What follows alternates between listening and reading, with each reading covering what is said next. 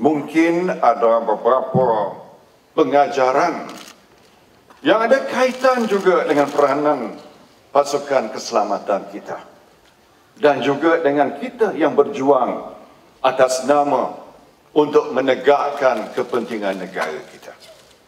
Antara pengajarannya dalam bulan Ramadan ini berlakunya Perang Badar 17 Ramadan 2 Hijrah, di mana kalau ikut pada hukum akal, kalau orang yang berpuasa berdepan dengan orang yang tak berpuasa, apatah lagi dengan kumpulan yang jauh lebih kecil, 313 saja, berdepan dengan musuh 1000 kaum Quraisy. Kalau ikut pada hukum akal, orang dalam keadaan kelaparan, dahaga, kumpulan yang kecil sudah tentu akan tewas kepada kumpulan yang lebih besar. Tetapi apa yang berlaku sebaliknya? Maknanya apa?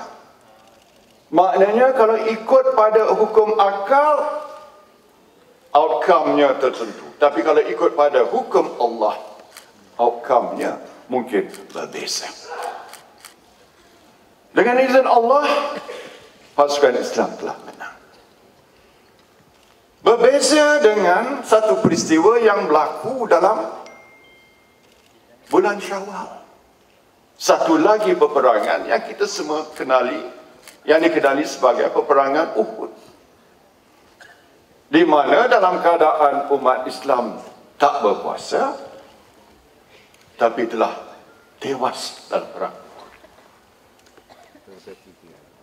Dan kita tahu bahawa kalau kita buat analisa, sebab saya berdepan dengan militeri, polis yang tahu tentang strategi peperangan, apa bezanya?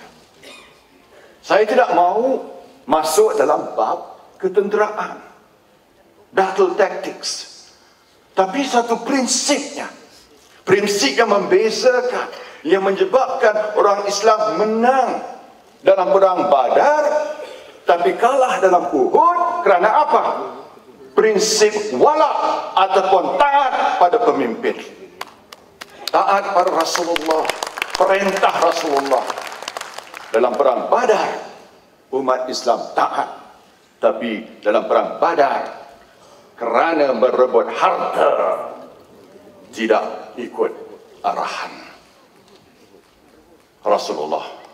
Dan sebab itu ini sebuah pengajaran pada kita. Dan saya nak bawa kita pada zaman kontemporari pula. Peristiwa Darah Lahad Datu 9 Februari 2013 masih segar dalam ingatan kita. Kampung Tandu, Kampung Simunur, Sempurna. Apa yang berlaku bila sekumpulan